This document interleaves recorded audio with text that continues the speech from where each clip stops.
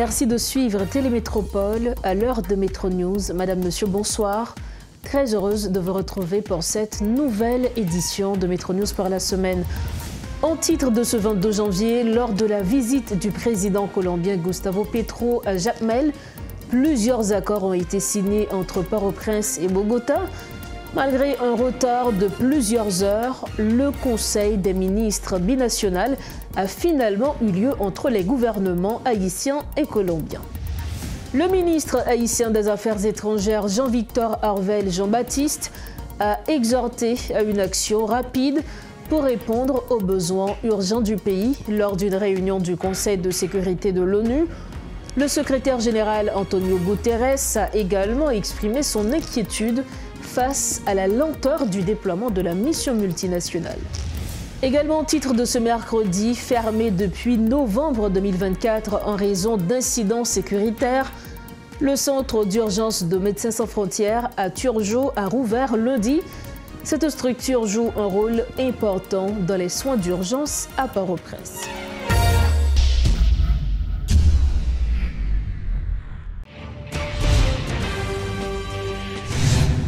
Bienvenue à tous au développement des titres de l'actualité. On commence cette édition par l'actualité du jour. Plusieurs protocoles d'accord ont été signés entre Port-au-Prince et Bogota lors de la visite du président colombien Gustavo Petro à Jacmel. Bien que son arrivée ait été retardée de plusieurs heures, le Conseil des ministres binational s'est finalement tenu entre les gouvernements haïtiens et colombiens. Les deux chefs d'État ont également tenu une conférence de presse conjointe pour souligner l'importance de cette collaboration. La visite du président colombien en Haïti constitue une initiative positive, surtout dans un contexte où le pays est resté relativement isolé ces derniers temps. Face à l'aggravation de la crise sécuritaire et humanitaire, une collaboration entre les deux nations pourrait s'avérer mutuellement avantageuse, notamment dans les domaines culturels, éducatifs et sécuritaires. Pour parler de la visite officielle du président colombien Gustavo Petro en Haïti, nous avons le plaisir de recevoir via Zoom l'expert en relations internationales, Joseph Harold-Pierre, pour commenter cette actualité. Bonsoir, merci en pile pour disponibilité. Bonsoir, Madame Barthélémy, merci un pile pour l'invitation nous fait moins pour commenter la visite président Petro, Gustavo, en Haïti, spécialement à Jacmel. Justement, où ensemble avec nous, c'est pour ou capable d'aider nous comprendre, puis bien notamment portée historique de visite officielle président colombien Gustavo Petro, d'entrée de jeu, qui portée historique visite sa gagné, notamment dans la ville de Jacmel. Eh bien, on a rappelé c'est Jacmel, eh bien, Miranda fait drapeau la Grande Colombie. Donc, en 1812. Donc, son bagage est important pile pour Haïti, pour Colombie et pour tout le pays Amérique latine, parce que nous parlons de la Grande Colombie. Ce n'est pas de Colombie seulement, Venezuela est là-dedans, l'Équateur est là-dedans, tout le pays Amérique du Sud, et sauf Argentine, est là dans la Grande Colombie. Donc, pour moi-même, Petro a marché sur les pas de Simón Bolívar et de Francisco de Miranda. Nous rappeler que Bolivar était débarqué au Caille et alors que Miranda débarqué à Jacmel. Et bon, on a parlé de 1812. 2012, ça fait 200 ans. Ah mais ça fait 212 ans pratiquement, c'est 2 siècles d'histoire que nous avons célébré aujourd'hui là. Nous pensons que ça a une grande portée historique et ça qui est important, qui Haïti doit faire pour lui gagner reconnaissance ça parce que pas gagner aucun autre pays en Amérique latine d'ailleurs c'est Haïti qui est indépendant de ça et Argentine après Haïti c'est Argentine 1809 et on va gagner la Grande Colombie 1814 donc pas gagner aucun pays en Amérique latine qui baille plus à indépendance pays Amérique latine que Haïti parce que c'était déjà indépendant de ça donc il faut que Haïti positionner pour rôle de pionnier ça a été joué dans la région pour venir aux zones indépendantes eh bien, il y a une retombée et reconnaissance par rapport à ça. Je pense que c'est une question fondamentale. Haïti doit profiter de moments comme ça pour lui consolider les relations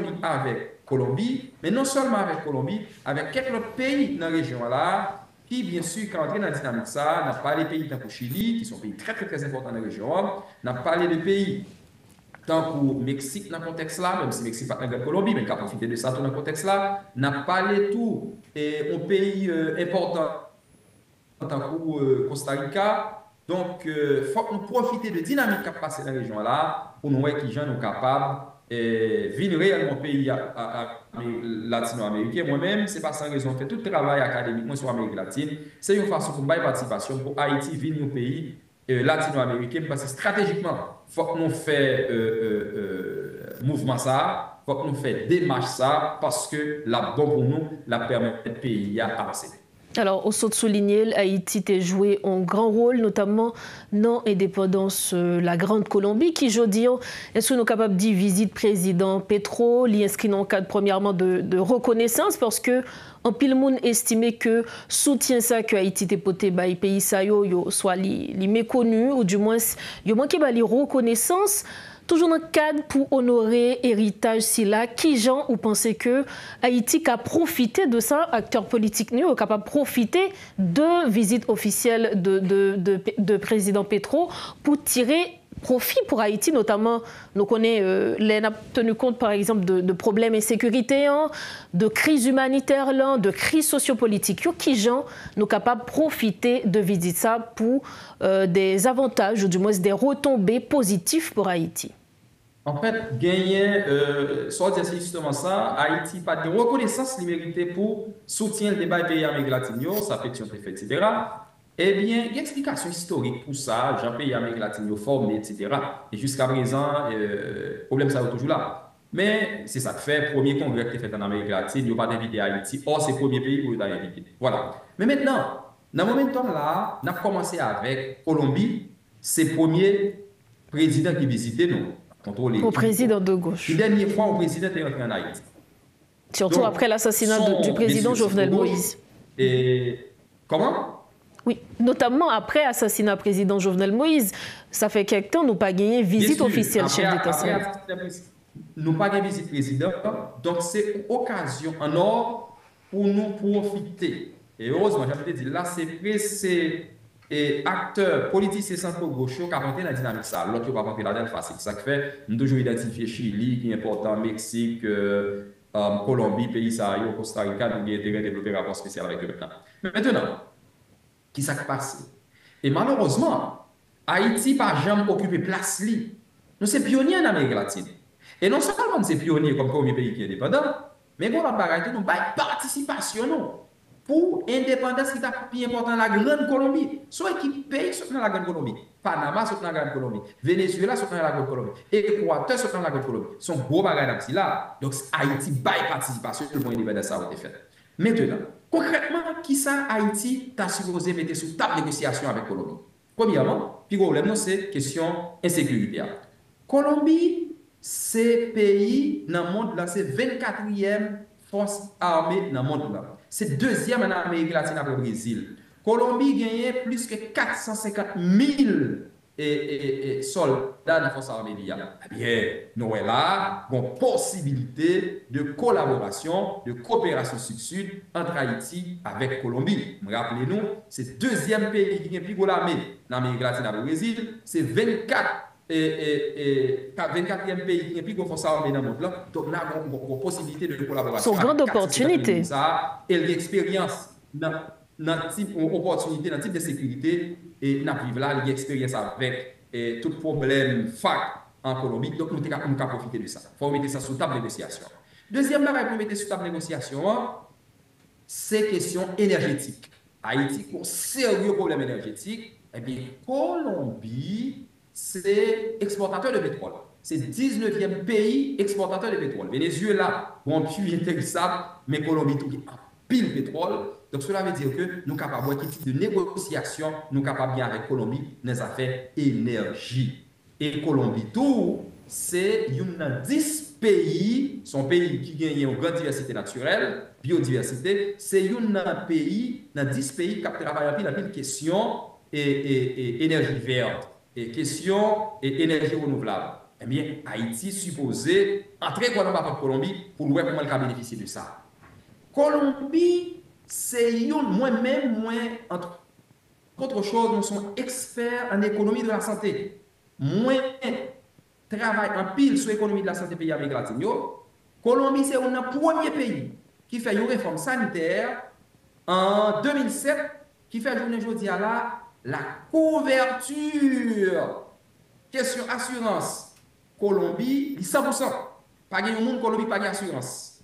Or, en Haïti, on ne peut pas parler de causer ça. Donc, qui est capable d'apprendre de réforme sanitaire Colombia pour nous mettre santé sur rail dans le pays, système santé sur rail dans le pays d'Haïti. Nous travaillons pile à pile question ça, réforme sanitaire, politique économie de la santé. L'autre secteur encore, nous capables de sécurité, moins bas énergie, santé, et là, me dit ou question santé. Donc, trois secteurs, ça, c'est sécurité, c'est énergie, c'est santé. Haïti supposé travailler trois secteurs ça pour les bénéficier de Colombie. Parce que Colombie, fort dans trois secteurs ça en économie, nous avons dit Colombie qui a avantage comparatif dans trois secteurs ça sur Haïti. Colombie qui a accompagné nous pour résoudre le problème de sécurité. Colombie qui a accompagné nous dans la question énergétique parce que le pétrole, 19e pays exportateur, et ensuite, il y a 10 pays qui travaillent sur l'énergie renouvelable. Colombie a aidé nous dans le système sanitaire parce que c'est le premier pays en Amérique latine qui fait une réforme sanitaire en 2007 qui fait aujourd'hui la couverture pour question assurance Colombie, c'est 100%. Après ça, on va donner Chili et l'autre pays encore. Joseph Harold Pierre. Qui est très important, on dit Haïti. Comment? Oui, on va aller rapidement sur quatrième proposition pour nous capables de continuer. Oui, le dernier élément, Colombie gagne, Haïti a un grand déficit de crédibilité. Donc, il va prendre au sérieux et dans janouiller. Maintenant, par le fait que Colombie, président Petro, développe sensibilité par rapport à Haïti, spécialement par rapport au gouvernement qu'il a, eh bien, parce que tous les décès de gauche, Colombie, Haïti supposé profiter de présence président Petro pour lui voir qui gens sont capables de mettre Haïti sous scène internationale, là, tout au moins sous scène régionale. Là. Petro est capable de servir d'intermédiaire pour Haïti dans la négociation avec Chili, dans la négociation avec le Mexique. Voilà 4 points stratégiques pour proposer pour mettre sous table négociation. Naturellement, visite là, c'est toujours symbolique, négociation va continuer. Et avant de venir et après de venir, mais proposer 4 axes pour travailler avec Colombie. Alors, Joseph Harold Pierre n'a pas rappelé où c'est expert en dossier de l'Amérique latine, où sont exposés clairement pour téléspectateurs 4 grands points côté que Haïti est capable de tirer bénéfice de visite ça, ou soulever également un point qui est extrêmement important. Nous connaissons déjà le président colombien Gustavo Petro, c'est un président qui est de gauche, mais aussi dit-nous tout que notre président du CPT actuellement, Leslie Voltaire, il est également de gauche. Mouvement Déo, puisque mandat président CPT actuellement, Leslie Voltaire, doit finir 7 mars, qui gens nous capables d'anticiper parce que pas grand qui dit que le président Cap Suivli a bien même position avec c'est la plus penchée pour collaboration sud-sud. Qui gens qu'on y a là nous capables d'anticiper ça et faire en sorte réellement que Haïti tire bénéfice de visite là et même développer de partenariats gauche-gauche, sud-sud plutôt. Merci pour question fondamentale. On a toujours dit ça fait changer président chaque jour, il va faire sens. Et nous-mêmes, nous comprenons. Mais même les gens qui l'autre frontière va comprendre, aller voir comment Costa Rica et Panama, ils ne vont pas comprendre une question chaque 6 mois dans l'autre président dans le pays. Mais heureusement, Fritz Alphonse Jean, qui prend le président après. Président Leslie Voltaire. Leslie Voltaire, il a une sensibilité de gauche tout. Donc cela veut dire que je pense que le pas de problème pour rentrer dans la dynamique là. Pour rentrer dans la dynamique, continuer de dialoguer avec Petro. Donc je pense que ça, c'est un avantage que nous gagnons dans le contexte qu'on y a là. D'autant plus que l'économie, c'est que lui a rentré dans la dynamique là. Mais plutôt, nous pas gagner toute qualité de changement ça. Et je pense que l'esprit Voltaire, il faut qu'on dise ça, et malgré tout problème qui gagne, et mode de fonctionnement fait nous sentir que le minimum de leadership qu'a exercé dans le pays, il faut nous reconnaître ça, c'est positif malgré tout le problème qui gagne. Donc, je pense que Fritz Alphonse, il va la même ligne qui fait que je n'ai pas de doute que ça laisse Voltaire commencer là, il va continuer sur Fritz Alphonse dans leur majeure partie. Joseph Pierre, merci donc infiniment. Merci pour ce qu'on répond avec question au niveau de Metro News à Soya. Merci, c'est toujours un plaisir pour nous aider, c'est responsabilité citoyenne nous assumer pour une bonne participation pour l'autre pays. Pas décourager, changement à venir quand même. Merci encore à vous. Voilà, chers téléspectateurs et téléspectatrices de Metro News, l'analyse de l'expert en politique et économie de l'Amérique latine, Joseph Pierre. Il était l'invité de Metro News ce soir. Avec lui, on commentait notamment la visite officielle du président colombien en Haïti, précisément Jacmel Gustavo Petro. Merci de votre fidélité à Metro News. Autre point dans ce journal, le dossier d'Haïti a été au centre des discussions lors d'une réunion du Conseil de sécurité de l'ONU ce mercredi. Le ministre haïtien des Affaires étrangères, présent à cette séance d'information, a souligné l'importance de combler les lacunes de la mission multinationale de soutien à la sécurité. Jean-Victor Harvel Jean-Baptiste en a profité pour adresser un appel urgent à une action rapide et décisive afin de répondre aux besoins du pays. Mon pays a demandé la transformation de la MMAS en une mission de maintien de la paix des Nations Unies dotée d'un mandat clair, de ressources adéquates et d'une expertise renforcée. Cette transition n'est pas seulement une nécessité logistique, mais une exigence stratégique pour répondre aux menaces multiples qui pèsent sur notre pays. Toujours dans ce dossier, le secrétaire général de l'ONU, Antonio Guterres, a exprimé sa vive inquiétude face à la lenteur du déploiement de la force internationale en Haïti.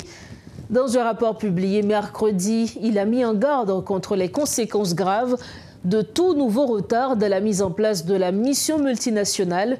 Le temps presse, a-t-il averti. Tout retard supplémentaire ou toute lacune opérationnelle dans le soutien international à la police expose le pays au risque d'un effondrement catastrophique des institutions nationales de sécurité. M. Guterres a également souligné que cette situation pourrait permettre aux gangs de s'emparer de l'ensemble de la zone métropolitaine de Port-au-Prince, précipitant ainsi l'effondrement complet de l'autorité de l'État. L'Association des volontaires pour la démocratie appelle la jeunesse haïtienne à s'impliquer davantage dans les postes de décision et à participer aux prochaines élections prévues dans le pays. Dans cette optique, un forum a été organisé ce mercredi sur le thème « Reprendre les élections en Haïti, une nécessité absolue pour la démocratie et la sécurité ». Lors de cette activité, la ministre de la Jeunesse, Lynn Niola Octavius, et le ministre chargé des questions électorales, Gratien Jean, ont plaidé en faveur de cette cause.